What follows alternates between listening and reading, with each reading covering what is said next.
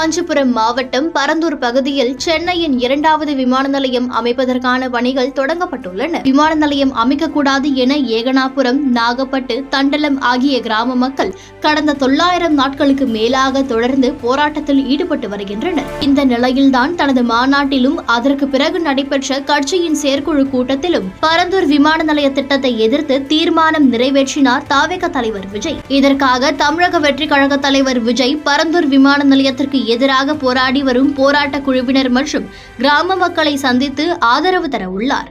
அதன்படி ஜனவரி 20ஆம் தேதி மக்களை சந்திக்க விஜய்க்கு அனுமதி கொடுக்கப்பட்டுள்ளது. எனினும் அடுக்கடுக்கான கட்டுப்பாடுகளையும் விதித்துள்ளது பேசுபொருளாக மாறியிருக்கிறது. அதன்படி அனுமதி அளித்த இடத்தில் மட்டும்தான் மக்களை விஜய் சந்திக்க வேண்டும். அதிக கூட்டம் கூட்டாமல் அனுமதிக்கப்பட்ட எண்ணிக்கையிலான நபர்களை வர வேண்டும். அங்கு குறிப்பிட்ட நேரத்தில்தான் மக்களை விஜய் சந்தித்து முடிவெடுக்க வேண்டும் என்று கட்டுப்பாடுகளை விதித்துள்ளனர்.